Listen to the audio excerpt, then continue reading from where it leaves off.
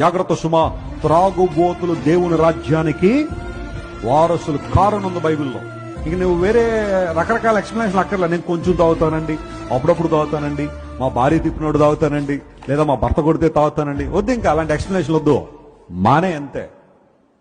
కొంతమంది సిగరెట్ తాగేవాళ్ళు ఉంటారు, ధూమపానం చేసేవాళ్ళు ఉంటారు. ఈరోజు బాగా స్టైల్ ఎక్కువైపోయింది కొంతమందికి. ఆ సిగరెట్ తాగడం స్టైల్ అనుకుంటున్నారు. కొన్ని కాస్మోపాలిటన్ సిటీస్ లో స్త్రీలు కూడా ఇదేదో ఫ్యాషన్ లో మొదలు పెట్టే రోజు సిగరెట్లు తాగడం.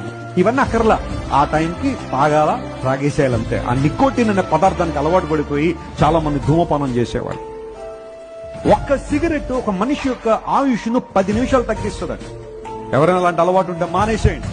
నేను కేవలం అది గురించే కాదు, కొంతమంది ఫాస్ట్ ఫుడ్లకు అలవాటు పడిన వాళ్ళు ఉంటారు, అవి కూడా ఆరోగ్యాన్ని పాడు చేస్తాయి. ఒక ధూమపానం ఎలాంటిదో ఫాస్ట్ ఫుడ్లు కూడా అలాంటి. సాయంకాలం అయిపోయేసరికి ఆ పానీపూరి పడిపోవాలంతే, టమాటా బజ్జీలు, ఆ తర్వాత చాలా స్పైసీగా ఉండే ఆ కారంతో ఉండే ఆ పదార్థాలు, నూడిల్స్, బిర్యానీలు, ఏదో ఎప్పుడో ఒకసారి వారానికి ఒకసారో 10 రోజులకు ఒకసారో తినడం తప్పని అంటలేదు. కానీ రోజే లేనిపోయిన రోగాలను తెచ్చిపెట్టుకోకండి అనవసరం. నీ దేహాన్ని చెరుపు చేయి, దాన్ని తొలగించుకోమన్నాడు బైబిల్లో. ఆ మాటలోనే చాలా వచ్చేస్తాయి. నీకు మరి ప్రతిదీ స్పెసిఫిక్ గా రాయాల్సిన అవసరం. ఒక పొడి తినచ్చా లేదా, ముక్కు పొడి పీల్చచ్చా లేదా, ఎన్ని అక్కర్లా నీకు ఇంకా.